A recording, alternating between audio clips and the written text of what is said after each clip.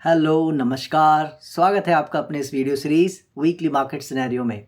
मैं हूं आपका दोस्त अभिजीत श्रीवास्तव और मार्केट अपना जहां थी लास्ट वीक वहीं इस वीक भी बंद होके चली गई है। थोड़ा बहुत हमें उसमें हाई और थोड़ा बहुत उसमें लो हमें देखने को ज़रूर मिला है। क्या इसका कोई सिग्निफिकेंट मीनिंग है, और है तो वो क्या है, और उसको हम कैसे यहाँ से अब और देखें, क्योंकि हम जो बात कर रहे थे एक चाल ऊपर आने की, उसमें कितनी सफलता मिली है या नहीं, कुछ तो आपको महसूस हो ही रहा होगा अपने पोर्टफोलियोज़ को देखकर, और कुछ जो हमें यहाँ लग रहा है उसकी बात हम यहाँ करेंगे ही। तो चलिए देख लेते हैं क्या है लास्ट वीक से अब तक का बदलाव, और उसकी बात डायरेक्टली कर लेते हैं। शुरू करते हैं आज का वीकली मार्केट सिनेरियो।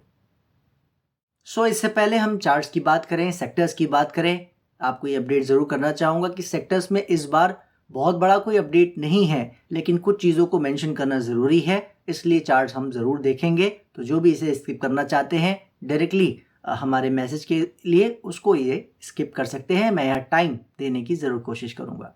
बात कर लेते हैं डायरेक्टली फार्मा सेक्टर पे। फार्मा सेक्टर आप देख रहे हो कोई बदलाव नहीं है, लास्ट वीक की तरह रेंज में है और हमारे सपोर्ट के ऊपर है, तो ज़्यादा कोई प्रॉब्लम नहीं है। अभी फ़िलहाल वो ओके काम कर रहा है, देखते हैं क्या करता है। मेटल की बात करें तो वो भी उसी रेंज में है, कोई बदलाव नहीं है, अच्छे से होल्ड कर रहा है, नीचे लाइन तक भी नहीं आया है अभी तक सपोर्ट की, तो कुछ उसमें खास बदलाव नहीं है, तो उसमें भी टाइम वेस्ट करने की ज़रूरत नहीं है। एनर्जी से हम पहले ही बाहर हो चुके हैं, यहाँ आपको आप पता है किस तरह की मार्केट में ये आया था नीचे, और उसके बाद से हम इसमें दूर रहने की बात कर रहे हैं। ये जो सपोर्ट पे काम कर रहा है इसका मीनिंग सिर्फ एक है, बाउंस की ओर और थोड़ा बहुत ऊपर आ सकता है, वो ये दिखा रहा है। उसके बाद क्या होगा वो हमें इसका आगे का बिहेवियर देख के पता लगेगा, इसलिए अभी जल्दबाजी इसमें किसी भी तरह की नहीं करेंगे, थोड़ा इसको बैठ के तमाशा देखेंगे क्या चाह रहा है, दूर रह के ही, राइट। आईटी की बात करें, आईटी बहुत अच्छे से करेक्शन कर रहा है, जो इसमें जगह थी इतनी सारी गिरने के लिए, तो भी ये गिरता नज़र अभी तक तो नहीं आया है। तो अब इसका क्या मीनिंग है, ये क्या बहुत मजबूती शो जो कर रहा है वो सिर्फ अभी एक एक्ट है और बाद में गिर जाएगा, वो देखिए वक्त बताएगा। अभी तक का मगर प्राइस बिहेवियर जो है वो बहुत अच्छा है, और उम्मीद अभी आईटी से है अच्छे की। पॉइंट सिर्फ ये था कि जो इतनी ज़बरदस्त चाल इसने ली है उसका कोई करेक्शन ठीक ठाक इसने नहीं दिया है, बस इतनी सी बात है, खासकर जब करेक्शन का माहौल चल रहा है। तो ये क्या चाह रहा है ये तो वक्त ही बताएगा, फिलहाल अभी तक सब कुछ ठीक है। ऑटो की बात करें, ऑटो अपना वही करेक्शन जो मैंने आपको बताया था इसने अब एक्सटेंड कर लिया है हमारे एरियाज़ को ब्रेक करके। अब हमें इससे दूर रहना है जब तक ये कुछ नया नहीं बताता है, तो उसमें भी कोई डेवलपमेंट नहीं है। याद रखिएगा सपोर्ट जो छोटे मोटे होते हैं उसके आसपास से बाउंस के लिए पूरा ये रेडी है, उसमें कोई बड़ी बात नहीं है, बाउंसेस आ सकते हैं। वहाँ से चाल बड़ी बनेगी या नहीं, नई चाल की शुरुआत फिर से होगी क्या, वो फिर हमें इसका वक्त देख के पता लगेगा, इसका बिहेवियर देख के पता लगेगा। तो मैं सिर्फ अपडेट कर रहा हूँ कि ऑटो में अगर कोई चाल आए तो उसे देखकर अभी हमें खुश नहीं होना है, एनर्जी की तरह अभी इससे थोड़ा सा दूर रहने की कोशिश करनी है। एफएमसीजी की बात करें तो वो भी हमारा दूर रहने वाली कैटेगरी में है, जैसा आप देख रहे हो लेवल ऊपर लगे हुए हैं ऑटो की तरह, और ये भी बाउंस कभी भी ले सकता है। याद रखिए इतना बड़ा फॉल आया है, बाउंस के लिए सब रेडी नज़र आ रहे हैं, और खासकर ये पुराने सपोर्ट एरियाज जो है रेजिस्टेंस थे वो सपोर्ट एरिया की तरह एक्ट कर सकते हैं, तो यहाँ से कभी भी चाल आ सकती है, आती है या नहीं वो देखना पड़ेगा। फिलहाल हम दूर हैं और दूर की रहने की ही बात कर रहे हैं। पीएसयू बैंक को अगर हम देखते हैं तो वो आप देख रहे हो कितना बढ़िया तरीके से हमारे सपोर्ट एरिया के नीचे जाके फटाफट ऊपर आता नजर आया, और जो हम बात करते हैं कैरेक्टर और सस्टेनेबिलिटी नहीं हो पाया, एक रेंज छोटी सी बना के उसको ब्रेकआउट ऊपर दिया है। तो बहुत अच्छी तरीके से चाल अभी तक हमें देखने को मिली है इस वीक। अब यहाँ से क्या करेगा वो वक्त बताएगा। फिलहाल जो ये रेंज चल रही थी हम मान के चल सकते हैं इंटैक्ट है, और इसका अभी कोई खास दिक्कत नहीं आई है, लेवल ब्रेक नहीं हुए हैं, अभी तक होल्ड करने में सफल रहा है। तो ठीक है, फिर इसको देखते हैं क्या करता है। उम्मीद याद रखिएगा मेटल और पीएसयू बैंक दोनों एक ही बोर्ड पे सवार हैं, अभी तक की उनकी जो कहानी दिखी है वो यही है, ठीक है। तो दोनों में वही बात है कि रेंज बाउंड सिनेरियो है, दोनों से ही अच्छे की उम्मीद है, लेकिन वो कब करेंगे, वो कब वाला फैक्टर अभी भी क्लियर नहीं है, इसीलिए हम सिर्फ वेट एंड वॉच की सिनेरियो में है। जो नीचे से राइड कर रहे हैं चाहे मेटल हो या पीएसयू बैंक, उनकी बात यहाँ नहीं की जा रही है, उनको तो फिर राइड करते रहना है सपोर्ट के साथ। रियल्टी की बात करें तो रियल्टी आप देख रहे हो यहाँ पे वही बात है, सपोर्ट के आसपास अभी लड़ाई भरपूर चल रही है, रेंज बना के खड़ा है। ये रेंज याद रखिए यहाँ पे भी बन सकती थी सपोर्ट के नीचे, जो हम बार बार बात करते हैं। ऐसी रेंजेस में ज़्यादा बात करने का कोई फ़ायदा नहीं होता है, वो थोड़ा बहुत नीचे बन सकती हैं सपोर्ट के, थोड़ा बहुत ऊपर बन सकती हैं। होता है इसके बाद क्या है वो हमें देखना है। तो अभी ये यहाँ से ब्रेक करता है, अगर नीचे क्यों चल देता है तो हम फिर इससे भी नमस्ते करेंगे। अदरवाइज अभी उम्मीद ये है थोड़ा बहुत लो लगाना चाहे वो एक अलग बात है, मगर नीचे रुकना नहीं चाहिए, हमें इस चीज़ का ध्यान रखना है। तो रियल्टी सेक्टर अभी तक आप देख रहे हो ओके है, क्या करेगा आगे वो वक्त बताएगा, अभी तक कोई प्रॉब्लम नहीं है। याद रखिएगा लो लगाने बिल्कुल जाना चाहे तो जा सकता है, लेकिन नीचे रुकना नहीं चाहिए, जो आपको पता है कैरेक्टर और सस्टेनेबिलिटी के अंडर में। ठीक है, तो ओवरऑल अगर हम सेक्टर्स की बात करें सब कुछ ओके अभी फिलहाल नज़र आ रहा है। लास्ट वीक से कुछ बेहतरी ही आपने देखा है हुई है, और जहाँ पे नहीं हुई है तो वहाँ कुछ भी नहीं हुआ है। ठीक है, तो कुल मिला के हमारे जो सेक्टर्स हैं ओके ओके अपने आप को शो कर रहे हैं। कोई उसमें आप कह सकते हो बदलाव हुआ भी है तो पॉजिटिव साइड ही हुआ है। ठीक है, आ जाते हैं अपने ग्लोबल मार्केट के चार्ट पर और सीधे ले चलते हैं आपको डाउ जोन्स के चार्ट पर। डाउ जोन्स का चार्ट एज एक्सपेक्टेड, जो कि हम बात कर रहे थे कि हमें अच्छा लग रहा है। जब तक ये जो करेक्शन की शुरुआत हमें नज़र आ रही थी कि यहाँ पे सबको डर लग रहा है, लेकिन हम इससे डरेंगे तभी जब हमारा ये लेवल एक बार ब्रेक कर जाएगा। ठीक है, तो वो जैसा हम बात करते आ रहे हैं कि डराने के लिए ऐसे फॉल काफ़ी होते हैं, लेकिन इनसे हम डरें वो हमारा काम नहीं है, सपोर्ट के साथ चलता होता है। तो आपने देख लिया ट्रंप जीत गए और रिजल्ट का आपको साफ साफ खुमार नज़र आ रहा है। बेहतरीन चाल हमें बाहर नज़र आई है, और जो उनको सपोर्ट कर रहे थे लाइक टेस्ला जैसे शेयर्स, तो ऑसम मूव उन्होंने दिया है। तो ओवरऑल डाउ जोन्स अपनी पूरी सिस्टम में चल रहा है अच्छे से, कहीं कोई दिक्कत नहीं है। नैस्डैक की बात करें वो भी अब ऊपर की ओर फाड़ के चलने के लिए रेडी है, जबकि हम बात कर रहे थे अगर ये नीचे आ जाए तो भी कोई प्रॉब्लम नहीं है, लेकिन बात वही है, वो आप कह सकते हो कंट्री वाइज ये पॉलिटिकल एक्ट है, तो उसके बेस पे कुछ दिन की अगर चाल आ रही है या करेक्शन बढ़ती है कोई ख़राब न्यूज़ से, तो उसको हम लोग ज़्यादा काउंट नहीं करते हैं। पॉइंट ये यहाँ से क्या करता है, ये क्या इसको होल्ड कर पाता है या नहीं, वो हमें देखना होगा। उसको देखने का सबसे बढ़िया तरीका जो मैं मानता हूँ वो ये है कि आप सिंपल एक ऐसी लाइन जो अगर मैं इसी को क्लोन कर देता हूँ तो ज़्यादा बेटर रहेगा, ये इसको अब आप देखो दिस वन, ये जो इसने जो ये चाल लेने से पहले जो ये लेवल लिया है इसको हम थोड़ा लाइटर कर देते हैं क्योंकि इतना इंपॉर्टेंट वाला नहीं है। अब इसके ऊपर जब तक रहेगा तब तक मान के चलिए ठीक है, वरना जब भी इसके नीचे आ जाएगा घूम के आप समझ जाना कि ये जो रेंज चल रही है वो फिर कंटिन्यू हो गई है। अदरवाइज अगर अच्छा करना है तो फिर यहीं से इसे अच्छा करते चले जाना चाहिए, अगर ये इस मूड में है तो। ठीक है, तो देखते हैं क्या करता है। रसल की बात करते हैं तो रसल आप देखो वो भी फट पड़ा है एज एक्सपेक्टेड। तो अभी क्या है सब कुछ अच्छा नज़र आ रहा है आपका यूएस मार्केट में, तो हम उसको भी ज़्यादा अभी काउंट नहीं कर सकते क्योंकि ये आप कह सकते हो न्यूज़ बेस्ड है। इसके बाद एक्सटेंशन यहाँ से कैसा होता है, यहाँ से चाल कैसी कंटिन्यू होती है वो हमें देखना पड़ेगा। तो इस बार की चाल को हम ज़्यादा आप कह सकते हो अच्छी होते हुए भी अच्छा अभी मान नहीं सकते। बात कर लेते हैं अब चल के कैक के बारे में। तो ये आप देख रहे हो वहीं फंसा हुआ है जिसकी हम बात करते आ रहे हैं, इसमें ज़्यादा कुछ बात करने को नहीं है, दूर रहने वाली कैटेगरी में ये अभी भी है। डैक्स आप देख रहे हो वो भी थोड़ी बहुत जो करेक्शन की शुरुआत किया था, अभी फ़िलहाल एक छोटी छोटी सी रेंज बना के, छोटी नन्ही सी रेंज बना के खड़ा हुआ है, देखते हैं क्या करता है। UK 100 की बात करें तो वो आप देख रहे हो थोड़ी सी कंटिन्यूटी दिखाता नज़र आया है, जो यहाँ एक रेंज बना रहा था उसके नीचे आया था, और उसके बाद हमने देखा इस वीक उसी जो आप कह सकते हो मूविंग एवरेज के सपोर्ट की तरह इसे फॉलो कर रहा है। हालांकि हमारा इसमें इंटरेस्ट नहीं है, हमारा मेन पॉइंट ये था कि ये जो लोज हैं अब इस एरिया को नीचे ब्रेक नहीं करना चाहिए। ठीक है, ध्यान रखना है इन एरियाज़ के नीचे ये जाता है तो कैसे जा रहा है, और इसके नीचे ना जाए तो ज़्यादा अच्छा है। निकाई की बात करें तो वो आप देख रहे हो वो भी वही रेंज बना के काम कर रहा है, ज़्यादा इसमें कुछ कहने सुनने को नहीं है, हर वीक की तरह व्यू सेम है।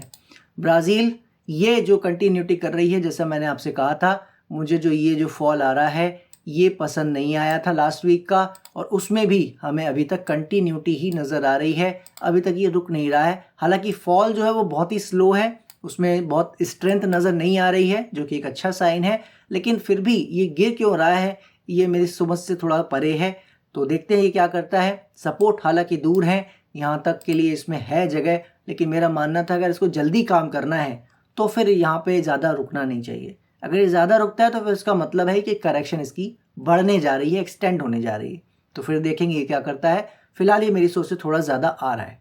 ठीक है, देखते हैं इसको कैसे डील करता है। डॉलर इंडेक्स जैसे मैंने आपसे कहा था ये थोड़ा बहुत गिर ज़रूर रहा है, लेकिन इसके गिरने में भी मुझे ज़्यादा दम दिख नहीं रही है। अभी इसको प्रूव करना बाकी है कुछ ना कुछ, क्योंकि बहुत अच्छे से ऊपर लेके गया था। हालांकि हमारे लेवल को ब्रेक नहीं किया है, मगर मैं आपको ये बता दूं, अगर ये यहाँ से निकाल के ले जाने में सक्षम रहा तो फिर ये थोड़ी परेशानी ज़्यादा बढ़ाएगा। मैं अभी भी मानता हूँ कि इसको ऐसा नहीं करना चाहिए। ये जो ऊपर की ओर अगर ज़्यादा जाएगा तो फिर हमारी मार्केट के लिए प्रॉब्लम क्रिएट करेगा, और प्रॉब्लम का मतलब प्रॉब्लम पे प्रॉब्लम पे प्रॉब्लम जो बढ़ती चली ही जा रही हैं, और हम बात कर रहे हैं कि बढ़नी चाहिए नहीं। ठीक है, तो फिलहाल ये चैलेंज ज़रूर कर रहा है, मगर अब देखते हैं क्या करता है। ये जो इसने गैप अप किया है ये मेरे हिसाब से अच्छा कर दिया है इसने। अब इसके लिए गिरना थोड़ा आसान हो जाएगा। जी हाँ, गैप अप करना गिरने के लिए आसान हो जाता है, लोगों की एक्सपेक्टेशन बढ़ जाती हैं इससे। तो हम लोग थोड़ा सा डिफरेंट सोचते हैं मार्केट को, बाकी होने को देखिए कुछ भी हो सकता है। तो देखते हैं ये क्या करता है। 10 ईयर्स जो बॉन्ड है वो भी आज आपको दोबारा दिखा देता हूँ। बहुत अच्छी चाल लिया था, एक चाल बहुत अच्छी आ चुकी है।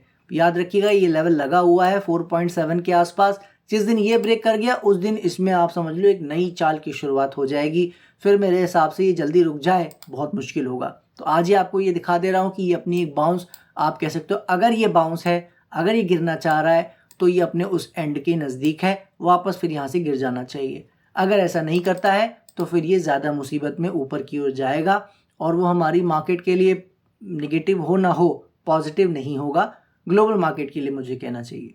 ठीक है, तो फिलहाल जैसा आपको पता है हम लोग ज़्यादा इस पर ना ध्यान देते आ रहे हैं, ना इस पर बात कर रहे हैं, मगर जिस तरह का समय इसने ले लिया है अपनी करेक्शन में, और जिस तरह के बिहेवियर में ये पहले से रहा है, ये थोड़ा सा वरीसम है अगर ये यहाँ से नीचे नहीं आता है तो। ठीक है, तो देखते हैं क्या करता है। बस ये याद रखिएगा, इसका ऊपर जाना अब बहुत ज़्यादा पॉजिटिव नहीं होगा, ये कुछ ना कुछ प्रॉब्लम फिर खड़ी कर सकता है। ठीक है, देखते हैं क्या करता है। तो कुल मिला के ग्लोबल मार्केट को जो हमने चार्ट्स देखे और आज आपको बॉन्ड यील्ड का भी चार्ट दिखा दिया है, वो सिर्फ इसी वजह से कि आपको नज़र आ रहा है कि जो परेशानी खड़ी करने वाले लोग हैं जैसे डॉलर इंडेक्स और बॉन्ड यील्ड, वो करीब करीब उसी लेवल के आसपास काम कर रहे हैं जहाँ से परेशानियाँ बढ़ सकती हैं। तो वो भी एक कह सकते हैं ना अपने वर्ज पे हैं कि ये क्या चाह रहे हैं। ठीक है, स्टॉक मार्केट में देखें तो यूएस को हम अभी जो अच्छा चला है उसको हम अच्छे की कैटेगरी में अभी नहीं डालेंगे, क्योंकि वो सिर्फ एक सेलिब्रेशन आप कह सकते हो, राइट। लेकिन अभी हमें इससे खुश नहीं होना है, इसमें कितनी स्ट्रेंथ है उसको चेक करना बाकी है, उसके लिए इससे थोड़ा समय देना चाहिए। ठीक है, बाकी rest of the global market is also looking okay. Brazil जैसे चार्ट थोड़ा सा परेशानी दिखा रहे हैं, तो उसको भी देखना पड़ेगा वो क्या चाह रहे हैं। ठीक है, वापस आ जाते हैं वापस अपने इंडेक्सेस पर। जूनियर निफ्टी की बात करें अगर सीधे डायरेक्टली चल के, तो वो आपको मैं चार्ट दिखा देता हूँ। जो सपोर्ट ब्रेक करके नीचे जाने की कोशिश कर रहा था, रेंज बना रहा था, आपको पता है, फिर वही बात, सपोर्ट के पास रेंज, उसको ऊपर ब्रेक करने की कोशिश किया, फिर नीचे आ रहा है, तो अभी क्या कर रहा है, ये रेंज को ब्रॉड कर रहा है। इसको कहते हैं रेंज को ब्रॉड करना, यानी जो ये रेंज थी अब वो ये रेंज हो गई, राइट, और कुछ भी नहीं। यानी जब तक ये आप कह सकते हो इन लोज एरिया के नीचे ज़्यादा सस्टेन नहीं करता है तब तक कोई प्रॉब्लम नहीं है। अगर इसके नीचे एक बार लो लगा के फिर वापस आ जाए तो फिर ठीक है, क्योंकि फिर ये रेंज में ही माना जाएगा।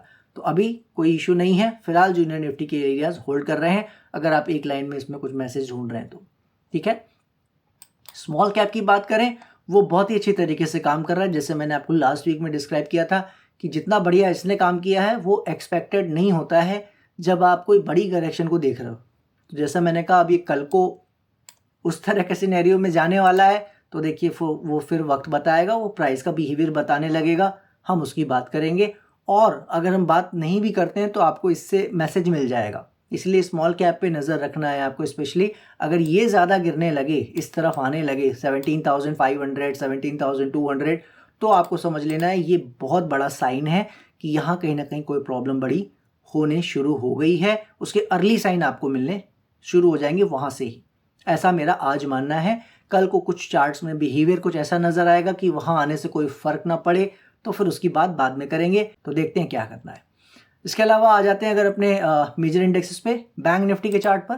बैंक निफ्टी आप देख रहे हो वो अभी भी एक वाइड रेंज में टिका के खड़ा हुआ है, जिसके नीचे यहाँ पे आपको मैंने पहले भी हम बात कर चुके हैं, इसके नीचे निफ्टी के लोज हैं, निफ्टी इसके नीचे काम कर रही है और ये इस एरिया के ऊपर काम कर रहा है, जो कि अपने आप में एक आउट परफॉर्मेंस शो कर रहा है, बैंक निफ्टी की मजबूती शो कर रहा है। लेकिन जैसा मैंने कहा था कि भाई जब कभी भी आप कहते हो कि मार्केट में करेक्शन बड़ा होगा तो आगे पीछे सब गिर जाते हैं, ठीक है। तो अगर कल को प्रॉब्लम होनी है और उस तरह के सिनेरियोज बनते हैं तो ये सब बाद में गिर जाएंगे, और ये ज़्यादा गिरेंगे बाद में, क्योंकि अभी स्ट्रेंथ शो कर रहे हैं, इनकी सारी स्ट्रेंथ निकल जाएगी, याद रखिएगा।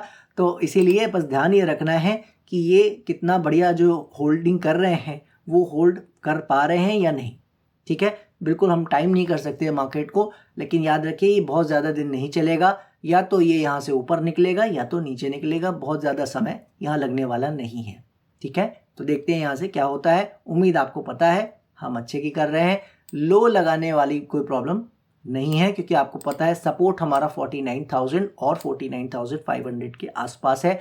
जैसा हमने बताया था कि इसके नीचे लो एक बार लगाने जा सकता है, वो कोई बड़ी बात नहीं है, ठीक है।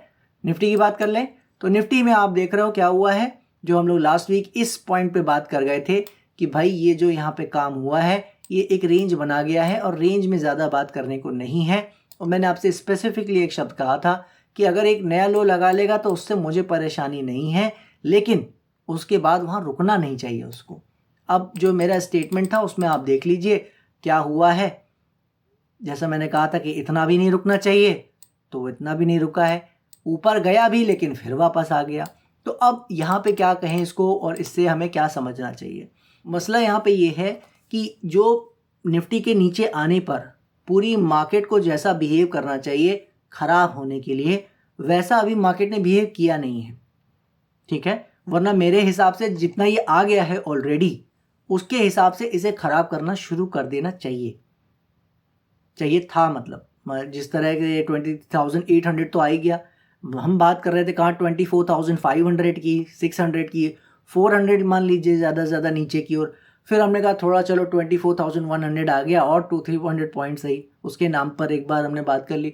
अब तो 23,800 आ गया, यानी अब मोटा मोटी बचा ही क्या, हम आ गए 23,400 के आसपास। फिर वो लोग जो 23,000 इसका टारगेट देख रहे हैं वो भी आ जाएगा, कौन सी बड़ी बात है। लेकिन अगर वो सब होना ही है तो उसके साथ साथ मार्केट में जो परेशानी आनी चाहिए वो भी आनी चाहिए, जो उसके साथ जो प्रॉब्लम शुरू हो जाती हैं, जो स्टॉक्स में दिक्कतें आनी शुरू हो जाती है वो भी हो जानी चाहिए ना।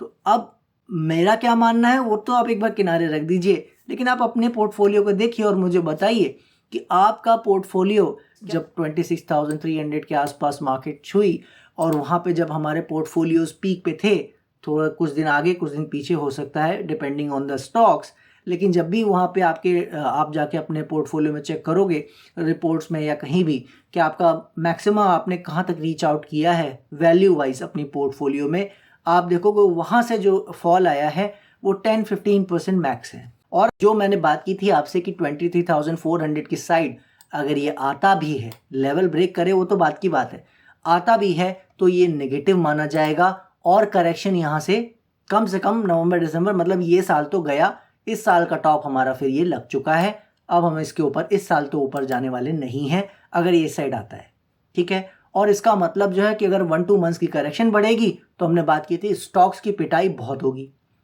मगर जब हम अपने पोर्टफोलियोज को देख रहे हैं, और जो मैंने खुद वैसे देखा है, मैंने आपको समझाने के लिए पोर्टफोलियो का रेफरेंस लिया है, हम लोग के जो मेजरमेंट्स हैं उसको भी मैंने जो चेक किया ब्रॉडर सेंस में, वहाँ पे भी कोई बहुत बड़ा प्रॉब्लम नहीं आया है। स्टॉक्स गिरने को पहले से भी गिर रहे हैं, 50% गिर चुके हैं। अगर कोई ये बताना चाह रहा है यहाँ पे या किसी के मन में आ रहा है, उनको मैं ये बता दूँ स्टॉक्स आज भी ऐसे हैं जो लाइफ टाइम हाई बना रहे हैं। तो स्टॉक्स की हम स्पेसिफिक बात ना करें, ब्रॉडर सेंस में अगर आप देखोगे तो अभी बहुत बड़ा प्रॉब्लम नहीं आया है जो कि स्टॉक्स में पहले आने लगता है। तो मैं आपको समझाना बस ये चाह रहा हूँ कि इंडेक्स में हमारी सोच से ज़्यादा फॉल आ चुका है, मगर उसके बावजूद जो स्टॉक्स का जो बिहेवियर है वो अभी भी ख़राब नहीं हुआ है। तो ये आप कह सकते हो बड़ा रेयर कॉम्बिनेशन है।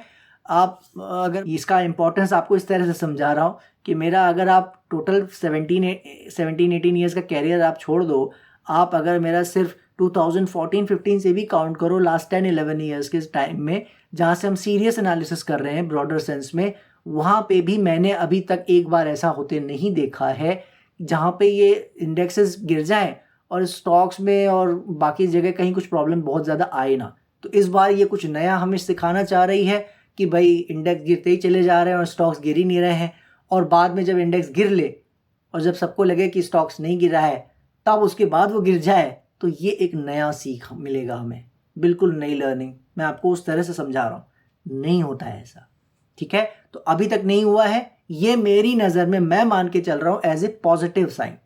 कुछ नया सीखने को मिलेगा, मैंने बता दिया, वो हम देखेंगे। हमारे लिए वरी सम चीज़ क्या है कि स्टॉक्स में अगर करेक्शन बढ़ी तो वो हमारे पोर्टफोलियो को इफेक्ट करेगा, ना कि इंडेक्स में करेक्शन बढ़ने से प्रॉब्लम आएगी क्या, राइट। तो हमारा पॉइंट क्या रहता है हमेशा, स्टॉक ब्रॉडर सेंस को लेकर।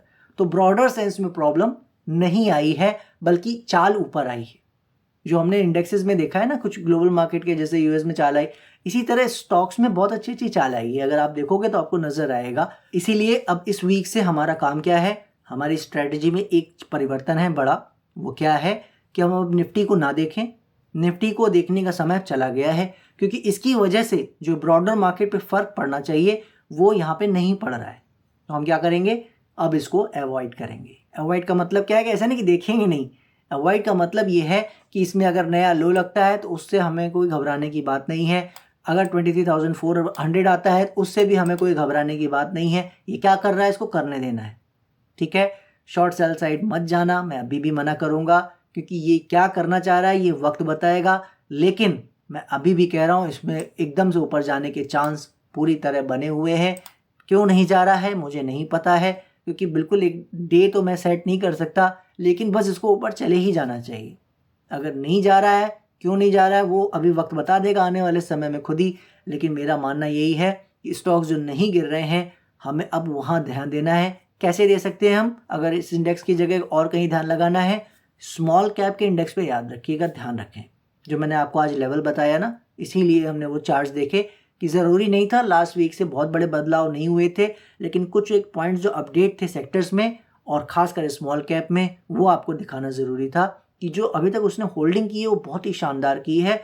जो आपके इस पोर्टफोलियो में बहुत बड़ा फ़र्क नहीं पड़ रहा है, वो इसलिए नहीं पड़ रहा है क्योंकि स्मॉल कैप भी नहीं गिरा है ना। तो आप ये देखिए कि स्मॉल कैप में ज़्यादा फॉल ना आए। हमारे लिए अभी से लेकर यहाँ से फ़िलहाल स्मॉल कैप का इंडेक्स एज इक्वल इम्पॉर्टेंट हो गया है एज निफ्टी, ठीक है। और बैंक निफ्टी तो इम्पॉर्टेंट है ही, आपको पता है, वो हमारे लिए एकदम पिलर की तरह है। उसको तो बिल्कुल खड़े ही रहना है, मतलब उसको निफ्टी से ज़्यादा नहीं गिरना है। जैसा हमने बताया कि उसका सिंपल रीज़न, बैंक निफ्टी का समय बदलाव का चल रहा है और उसको आने वाले समय में अच्छा करना है, ऐसा हम बात करते आ रहे हैं। अभी तक उसने निराश नहीं किया है, आपने देखा है, अंडर परफॉर्मेंस उसने खासकर नहीं किया है, ठीक है। तो मार्केट में कुछ बदलाव इस वीक जो हुआ है वो थोड़ा पॉजिटिव साइड ही हुआ है। इन निफ्टी में भी कोई ख़राब चीज़ नहीं हुई, अच्छी चीज़ हुई है। हालांकि पहले उसने एक जो लो दिखाया हमारी सोच से थोड़ा ज़्यादा दिखाया, हर बार थोड़ा ज़्यादा कर रहा है, थोड़ा ज़्यादा कर रहा है। वो थोड़ा ज़्यादा क्यों कर रहा है, मेरा प्रॉब्लम वो है, कहते हैं ना कि हर समय व्यू बने, ये ज़रूरी नहीं है। तो ये नो व्यू वाला समय है, इसको थोड़ा पास होने देते हैं। समय की जो परिभाषा मैंने आपसे कही थी अक्टूबर की, वो पूरी हो गई है और उसमें इंडेक्स फेल होता नज़र आ रहा है। इसने वो चाल नहीं दिखाई अभी तक जो हम इससे एक्सपेक्ट कर रहे हैं, ठीक है। कुछ दिन का समय आपको जो मैं बोलता हूँ एक्सटेंशन वाला, उसमें ये जी रहा है। अगर अभी ये चाल आ जाएगी जिसकी हम उम्मीद कर रहे हैं, इसी हफ्ते अब जो आ गया है इसमें आ जानी चाहिए मेरे हिसाब से। अगर नहीं आती है तो फिर वही बात, हम इंडेक्स को वैसे भी फिर किनारे करेंगे और स्मॉल कैप पे सिर्फ फोकस करेंगे। यहाँ पे जो भी बात की जा रही है याद रखिएगा, इस समय ब्रॉडर सेंस में की जा रही है, अगले हफ्ते की बात यहाँ नहीं हो रही है। यहाँ बहुत कुछ दांव पे लगा है, इसकी सीरियसनेस को समझिए। ये अगर 23,400 23,000 की साइड आता है और उसके साथ स्टॉक्स भी वैसे बिहेव करने लगते हैं जैसा हम एक्सपेक्ट नहीं कर रहे हैं, तो याद रखिएगा प्रॉब्लम ये कहते ना बड़ी दूर तक जाएगी बात, ठीक है। और वो दूर फिर कितनी होगी उसका अंदाज़ा आज नहीं लगेगा, ठीक है। तो इसीलिए बहुत ही ज़्यादा इस समय अलर्ट रहना है, पैनिक नहीं करना है जैसे मैं पहले ही बताया, लेकिन ये याद रखना है अलर्ट रहना है। और फ्यूचर वाला काम भाई कोई करता है तो प्लीज़ अभी अवॉइड करें, थोड़ा मार्केट देखें ये क्या चाह रही है। ऐसे समय में ही कुछ ना कुछ जब बड़ी प्रॉब्लम होनी होती है ना, ये समझ लीजिए उसकी तैयारी भी हो सकती है और एक अच्छी चाल की भी तैयारी हो सकती है, आपको अगर मैं ऐसे समझाना चाहूँ, ठीक है। तो प्लीज़ इस चीज़ को समझ के रखें, थोड़ा इसे वेट एंड वॉच की कैटेगरी में इसको भी थोड़ा देखें, ये क्या चाह रहा है, पूरी मार्केट क्या चाह रही है। कुछ भी अपडेट होगा मिड वीक में तो हम टेलीग्राम पे अपडेट करेंगे ही। फिलहाल कोई इशू इस वीक नहीं हुआ है और पॉजिटिविटी बढ़ी है। ये जो भी मैंने नेगेटिव बातें की हैं वो सिर्फ इसलिए याद रखिएगा क्योंकि इंडेक्स हमारे हिसाब से पूरी तरह नहीं चल पा रहा है। ठीक है, क्या करता है आगे वो हम देखेंगे। फिलहाल यहाँ से इसमें चाल आनी चाहिए। इसी उम्मीद के साथ हम इस वीक में आगे बढ़ेंगे और देखते हैं ये क्या करता है। ठीक है, वीडियो को इस पूरा देखने के लिए, अपना पूरा समय अपना देने के लिए आपको बहुत बहुत शुक्रिया, बहुत बहुत धन्यवाद। नेक्स्ट वीक फिर मिलेंगे, तब तक के लिए जय हिंद, जय भारत।